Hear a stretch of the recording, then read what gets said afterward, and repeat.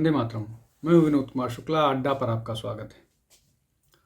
भगवान राम के जन्म स्थान को लेकर के वहाँ पर मंदिर की जगह जो विवादित ढांचा था उसको लेकर के 500 साल चली लंबी लड़ाई के बाद अब भगवान राम के सखा बाल सखा निषाद राज के किले से सटा हुआ एक मस्जिद विवादों में आ गया है और उसको लेकर के प्रदेश सरकार के मंत्री संजय निषाद ने धरना दिया।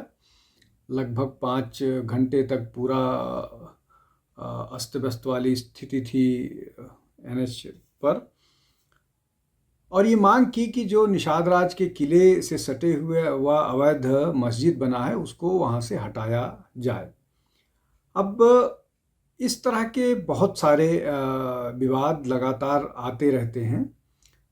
काशी में ज्ञानवापी पर मस्जिद बना हुआ है, मथुरा पर बना हुआ है, धार में बना हुआ है, अटाला देवी मंदिर को मस्जिद बना दिया है। इस तरह की लगभग 40,000 के आसपास ऐसे स्थान हैं जहाँ पर हिंदू मंदिरों को रीपर्पज़ करके वहाँ पर कोई न कोई इस्लामिक ढांचा बना दिया गया है और ये लगातार विवादों में है। बहुत सारे मामले, दर्जन से ऊपर मामले ऐसे हैं जो अदालत में हैं।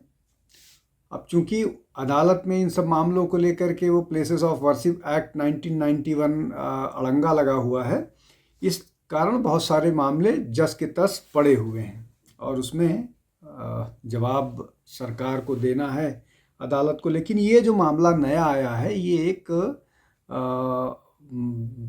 नया वो हो गया है और ये बताता है कि किस तरह से हर उस जगह पर जहाँ पर हिंदुओं की भावनाएं जुड़ी हुई हैं इस तरह के अवैध मस्जिद बना दिए गए हैं। और ये तो 15 साल पुराना मामला है, ये और ज़्यादा पुराना है भी नहीं। जो संजय निषाद का दावा है कि ये 2013 में जो तत्कालीन सरकार थी उसने यहाँ पर मस्जिद खड़ी करवा दी। अब इसको लेकर के निश्चित तौर पर सरकार में जाएगा, वहाँ पर कागज़ की जांच पड़ताल होगी, फिर अगर ये अवैध होगा तो इस पर कार्रवाई की जाएगी। लेकिन ये जो सारी चीज़ें हुई, जैसे कि ज्ञानवापी में जो ज्ञानवापी नीचे पूजा होती थी उसको भी तत्कालीन सरकार ने बंद करवा दिया था, जिसको बाद में अदालत के आदेश के बाद खोला गया। तो ये जो सारा का सारा मामला है अपीज़मेंट का, और अपीज़मेंट के कारण जो है जिस तरह से अनावश्यक उन सब जगहों को भी विवादित बनाने की कोशिश की बनाया गया जो विवादित किसी दृष्टि से नहीं थे। अब इसके दोनों का सभी पक्षों को वो करता हूँ। एक तो ये कि जो मस्जिद है वो श्रृंगवेरपुरम क्षेत्र में है, जिसको अब तीर्थ क्षेत्र घोषित कर दिया गया है और उसके 3 किलोमीटर के आसपास कोई स्ट्रक्चर नहीं खड़ा किया जा सकता है, कोई इस तरह का स्ट्रक्चर नहीं हो सकता। एक बात। दूसरी बात ये है कि श्रृंगवेरपुरम जो है वो पुरातत्व दृष्टिकोण से बहुत महत्वपूर्ण जगह है और वहाँ पर बहुत पहले खुदाई भी हुई है और वो उस दृष्टि से भी बहुत महत्वपूर्ण माना जाता है। अब श्रृंगवेरपुरम जो है, जिसको श्रृंगवेरपुरम भी कहा जाता है, श्रृंगवेरपुरम जो है वो गंगा के किनारे बसा हुआ एक जगह है और वहाँ पर टूरिज़्म के लिए बहुत कुछ डेवलप किया जा रहा है। एक वहाँ पार्क बना दिया गया है, वहाँ पर निषाद राज की बहुत बड़ी मूर्ति स्थापित हो गई है और लोग वहाँ तीर्थ की दृष्टि से भी जाते हैं। चूँकि बगल से एक्सप्रेस वे भी वहाँ से एक हाईवे भी निकलता है, तो सब कुछ बहुत साफ़ सुथरा है। और श्रृंगवेरपुर में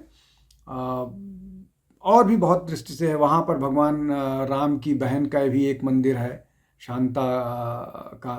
तो ये सारी चीज़ें हैं और वहीं पर ये मस्जिद है। अब इसको लेकर के संजय निषाद ने भी यही बातें कही कि भगवान राम वहाँ आकर के रुके थे, वो बहुत पावन है उनके हिंदू समाज के लिए, और वो उनके भगवान राम के मित्र निषाद राज के किले का है और किले का अस्तित्व धीरे धीरे गायब हो गया और उस जगह को भी लोगों ने कब्जा कर लिया। अब महत्वपूर्ण बात यह है कि वहाँ आसपास कोई इस तरह की मुस्लिम बस्ती भी नहीं है जो वो किया। और उस जगह पर संजय निषाद का दावा है कि जो जिस जगह पर मस्जिद बनी है वहाँ पर एक मंदिर था और मंदिर के पुजारी को मार करके भगा दिया गया और उसके बाद वो मस्जिद के किसी व्यक्ति को दे दिया गया जहाँ पर उसने मस्जिद बना दी गया। अब ये जो इसका लोकेशन जो है ये प्रयागराज से अगर आप लखनऊ की तरफ जाइए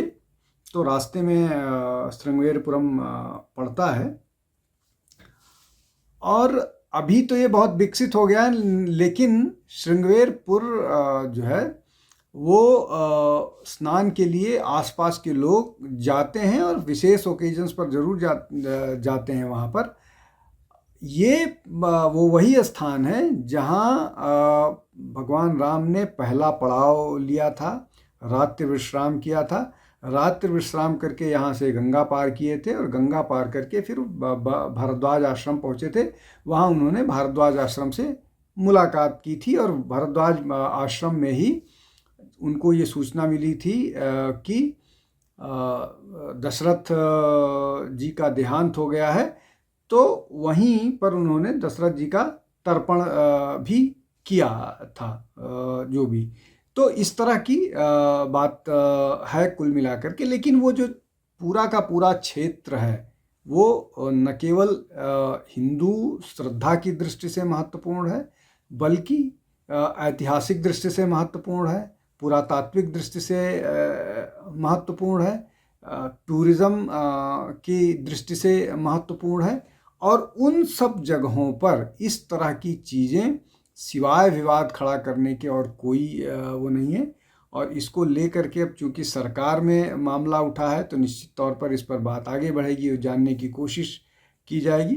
तो जैसा मैं पहले बता रहा था कि पूरा का पूरा इस तरह का मामला जो कहा जाता है कि लगभग 40,000 धर्म स्थान ऐसे हैं जिन पर कब्जा किया गया है और उनको उनके लिए लड़ाई लड़ रहे हैं। और ये न कि बीजेपी की लड़ाई है, न राष्ट्रीय स्वयंसेवक संघ की लड़ाई है, न विश्व हिंदू परिषद की लड़ाई है, न बजरंग दल की लड़ाई है। इस लड़ाई को हिंदू अपने स्तर पर लड़ रहा है और हर व्यक्ति लड़ रहा है। अब संजय निषाद जो है, संजय निषाद निषाद पार्टी के हैं और वो जिस तरह की उनकी राजनीति है, जिस तरह की राजनीति वो करते हैं, उस राजनीति में मतलब आप ये कहिए कि वो ओबीसी की राजनीति करते हैं, लेकिन ये जो पूरा का पूरा मामला है ये उस समाज से जुड़ा हुआ है। और इस बात को लेकर के लोग बहुत संवेदनशील हैं। कम से कम उस क्षेत्र का जो निषाद समाज है वो जिस तरह से अपने आप को भगवान राम से जोड़ता है, उन परिस्थिति में इस तरह का अनावश्यक विवाद जो है वो समाज में न केवल करेगा।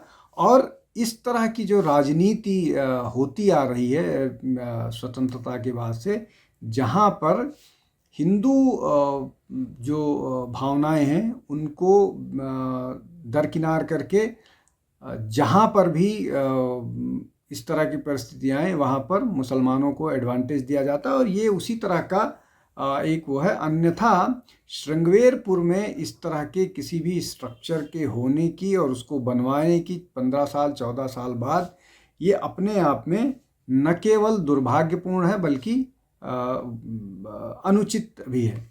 अब वहाँ पर जो भी स्थिति है उसमें सरकार को संज्ञान लेना चाहिए और जो भी समस्या का